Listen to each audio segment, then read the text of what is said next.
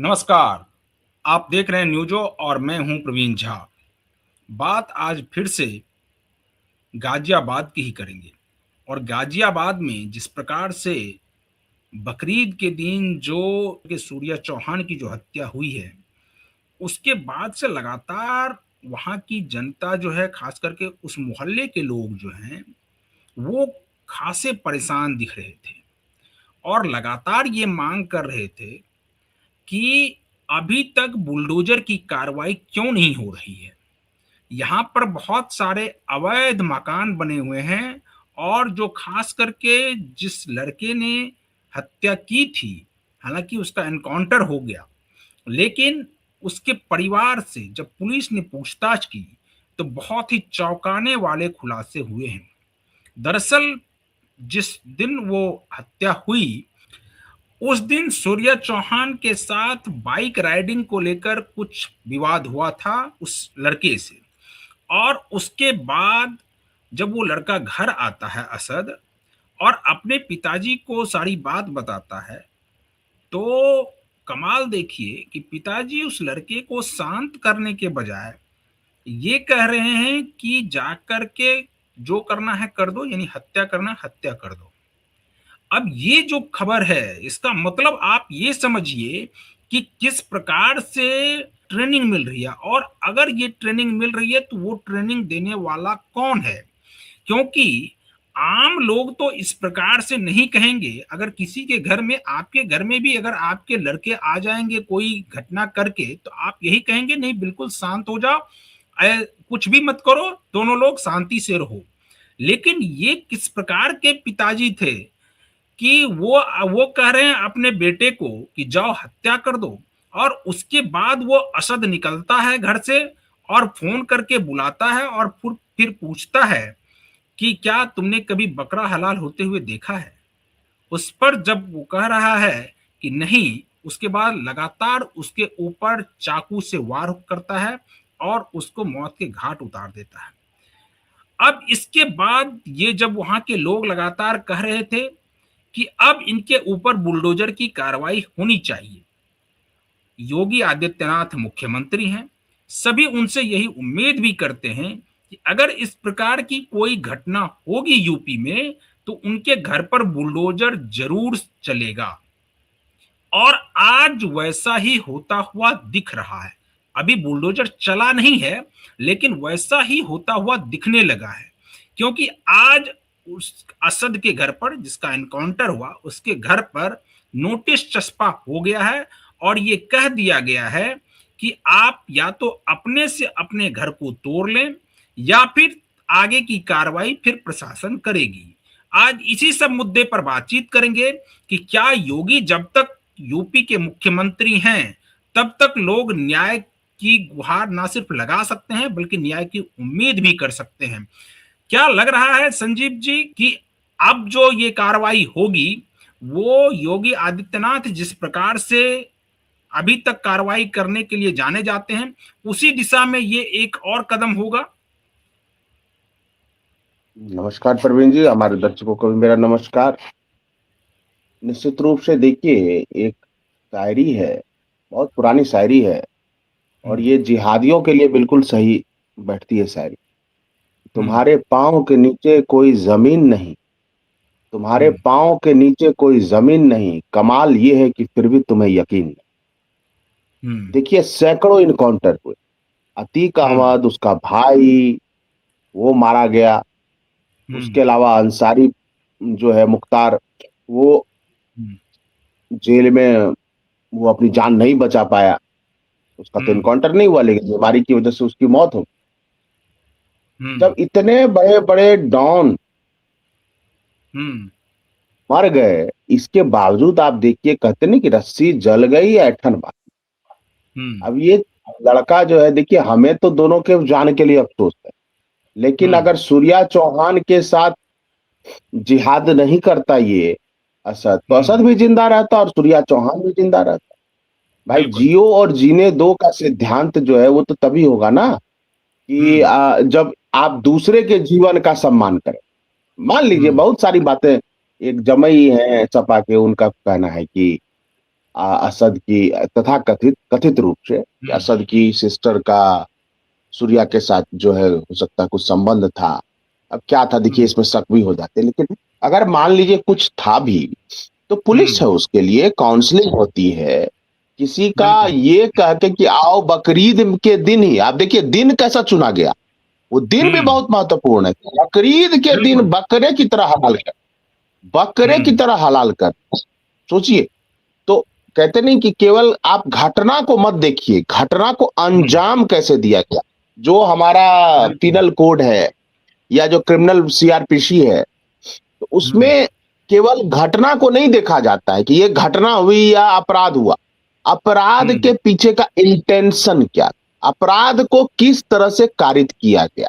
तो आप देखिए हुँ, इंटेंशन क्या था कि बकरीद के दिन कुर्बान कर देंगे, हुँ, और बर्बरता पूर्वक जैसे पशुओं को या बकरे को ज़िबह करते वैसे इसको ज़िबह किया। हुँ, तो निश्चित रूप से इंटेंशन तो बहुत गलत था। और हुँ, आज योगी जी ने बोला भी है कि अगर खर दूषण जैसी प्रवृत्तियां हो तो शस्त्र उठाने की जरूरत भी पड़ सकती है। तो हुँ, योगी जी के राज में तो बचना असंभव है। इसके अलावा आज संगीत टोम भी गए हैं, उनसे मिले हैं पीड़ित बिल्कुल। परिवार से। और आपने जैसा कि बताया कि उसको नोटिस सर्व हो गया है उसके परिवार पे। असद हुँ, जो है, जो 72 हुँ, हुरों के पास चला गया है। हुँ, और उसका बाप भी जो है, बाप भी बहुत सारे अवैध गतिविधियों में शामिल है, और उसका जो घर है, वो घर हुँ, भी समझिए वो इनक्रॉच करके बनाया गया, यानी घर, जो जमीन है वो जमीन भी उसकी नहीं, हुँ, परिवार की नहीं। तो वो जो मैंने बोला हुँ, नहीं था कि जो है, तुम्हें यकीन नहीं कि तुम्हारे पैरों के नीचे जमीन नहीं। तो वही हुँ, बात है कि उसको यकीन नहीं है इन लोगों को, भाई अपना हुँ, जमीन नहीं, फर्जी घर बना लिया, और वहां से बैठ के अपने ही दोस्तों को मार। बिल्कुल। और देखिए ये जो प्रवृत्ति है ये किसी एक दिन में नहीं पनपती है। इसमें दो नहीं, चीजें हैं, एक नहीं तो आपको नहीं सोसाइटी। लगता है कि इसका मतलब ये है कि वहाँ पर कुछ इस प्रकार के एलिमेंट हैं, जो इसको और बढ़ावा दे रहे हैं? क्योंकि देखिए जिस दिन ये हत्या हो रही थी, उस दिन वहाँ पर उस गली में, उस सड़क पर बहुत से लोग मौजूद थे, लेकिन कोई वहाँ पर बचाने के लिए नहीं आया। अगर वहाँ पर कोई बचाने के लिए आता तो हो सकता है 1-2 बार वो वार कर चुका था, तो 1-2 बार चाकू लग जाता सूर्या को। लेकिन उसके बाद उसकी जान कम से कम बच सकती थी। लेकिन कोई नहीं आया, और बल्कि वहाँ पर वो लोग जो देख रहा तमाशा, वो हँस रहा था कि सही हो रहा है। इसका मतलब उस मोहल्ले में रहने वाले जितने भी उस समुदाय के लोग हैं या उस एज ग्रुप के लोग हैं, उनकी मानसिकता उसी प्रकार से है कि ये सही हो रहा है। हाँ, देखिए एक किसी भी सोसाइटी का एक हुँ, कलेक्टिव विज़डम होता है। कलेक्टिव हुँ, विज़डम होता है कि उस सोसाइटी का सामूहिक रूप से क्या विचार है।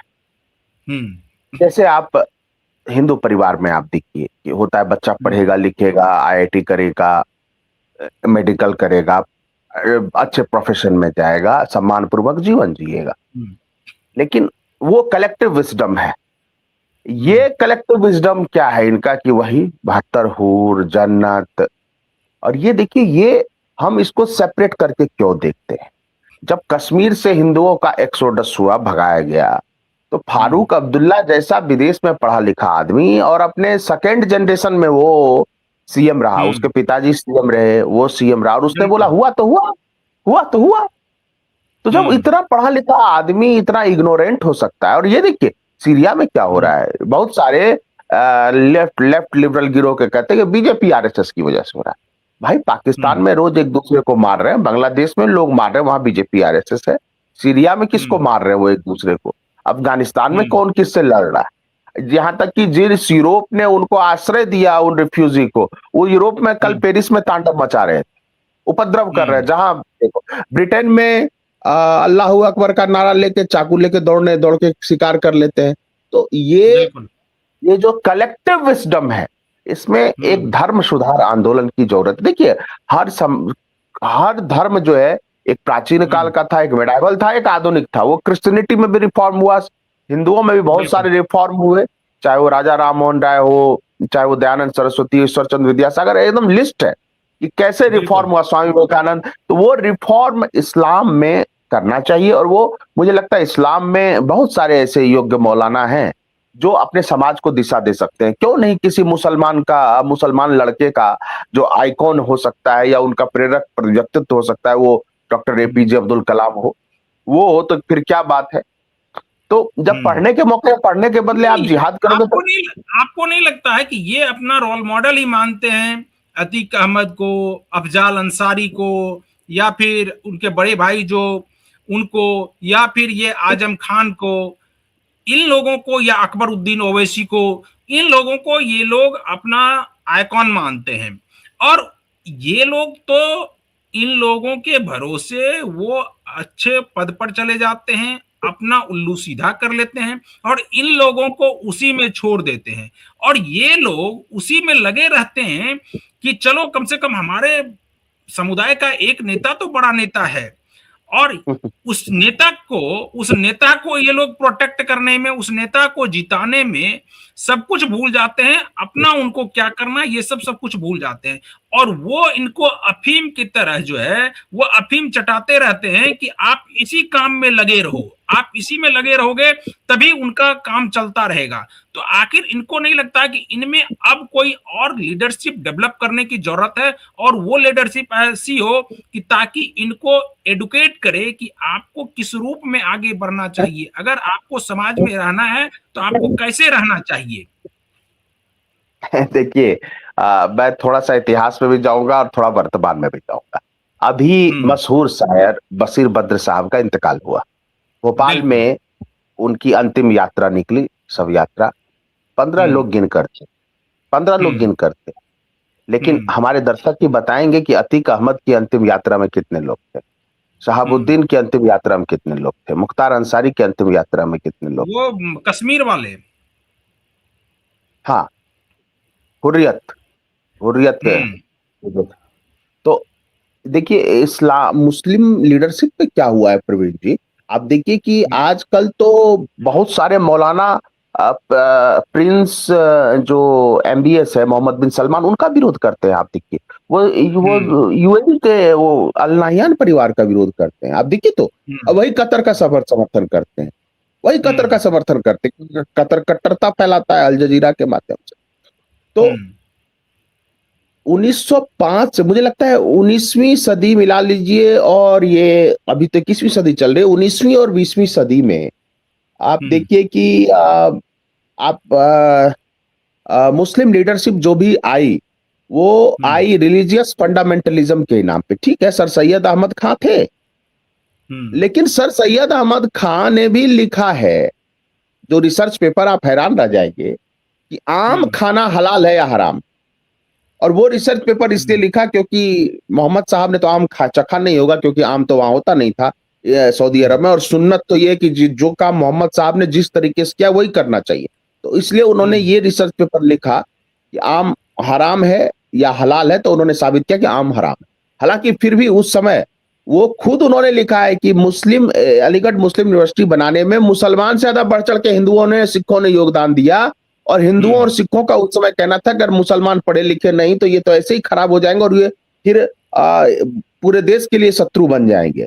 अब देखिए, उस समय हम्म। भी हिंदू और सिख आगे बढ़ के, और लिखा है इस बात को, लिखा है उन्होंने, सर सैयद अहमद खान। उसके बाद जो लीडरशिप आई, चाहे वो जिन्ना हो, चाहे आप देखिए जिन्ना के बाद एक कहिए मौलाना अबुल कलाम आजाद हो, तो उनका भी एक कुछ अलग तरीका था। वो कभी चर्चा होगी तो बताऊंगा। और वो हम्म। मौदूदी जो ब्रदर्स थे, मौदूदी मौदूदी की एक अलग सोच थी। उसके बाद अब मॉडर्न मतलब आफ्टर इंडिपेंडेंस देखिए कि एक वही मौलाना अबुल कलाम आजाद ही इधर रहे, और एक जाकिर खां आए। इसके अलावा तो आप देखिए कि कहाँ है लीडरशिप। एक ओवैसी ब्रदर्स हैं, उसमें से बड़ा बड़ा ओवैसी थोड़े से रैशनल भी हैं, लेकिन छोटे हम्म। ओवैसी बीच बीच में वही उगलते हैं। और फिर इसके बाद आप देखिए, चाहे हुसैन दलवाई हो, वो समझ ही नहीं रहे कि समाज को किस दिशा में ले जाना है। तो लीडरशिप उनको हुसैन दलवाई तो इस मामले में भी जो एनकाउंटर हुआ है उस मामले में भी हुसैन दलवाई का बयान आया है। हुसैन दलवाई ये कह रहा है कि ये एनकाउंटर नहीं होना चाहिए था। हाँ ठीक है, यानी कि नहीं होना चाहिए था, अभी लेकिन भी ये हो कह रहा है गया। कि ये एनकाउंटर नहीं होना चाहिए।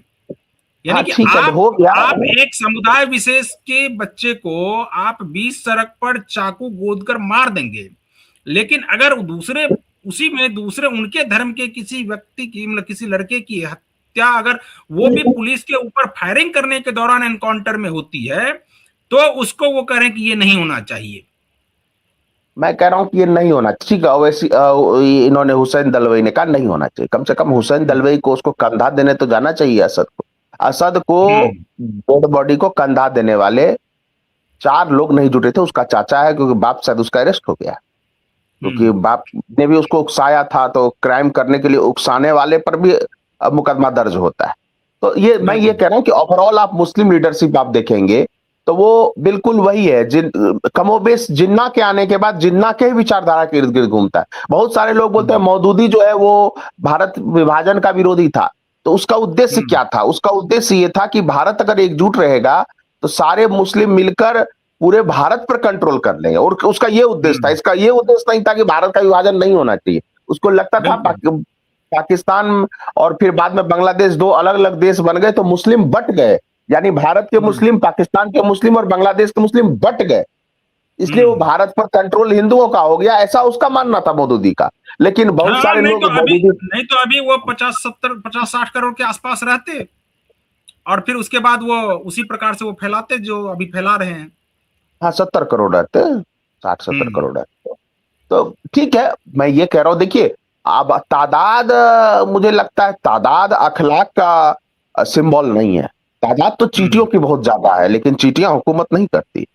तादाद तो हम्म, जंगलों में बहुत सारे हिरणों के ज्यादा है, हम्म, बारहसिंगों के ज्यादा है, लेकिन राजा तो शेर ही होता है। तो तादाद एक समय अप्रासंगिक हो जाता है, और वो मध्यकाल के दौरान ही अप्रासंगिक हो गया था तादाद। टेक्नोलॉजी हमेशा से विन करती रही है। एलन हम्म, मस्क एक आदमी है, लेकिन उसके एसेट्स जो हैं भारत के हम्म, टोटल जो जीडीपी है उसके 1/3 के बराबर है, अकेला आदमी। और अब तो जो हम्म, एआई और रोबोट का जमाना आ रहा है उसमें तादाद कहाँ मायने रखती है। बिल्कुल। नहीं, अब एक सवाल ये बताइए संजीव जी, कि जिस प्रकार से अभी योगी आदित्यनाथ के बारे में ये कहा जा रहा है कि वो तो एक्शन कर लेंगे ही, लेकिन ये जो देखिए कि अब इलेक्शन 2027 का नजदीक है, और उससे पहले उससे पहले अगर इस प्रकार की घटना होती है, तो ये तो योगी आदित्यनाथ को और अच्छा ही वो करेगा, यानी कि उनको और शक्ति ही प्रदान करेगा। क्योंकि कुछ लोग कह रहे हैं कि नहीं, ये जो है ना, ये लॉ एंड ऑर्डर खराब हो गया है पूरे यूपी में। अगर लॉ एंड ऑर्डर खराब हो गया है, तो फिर अगले ही दिन एनकाउंटर कैसे हो जा रहा है?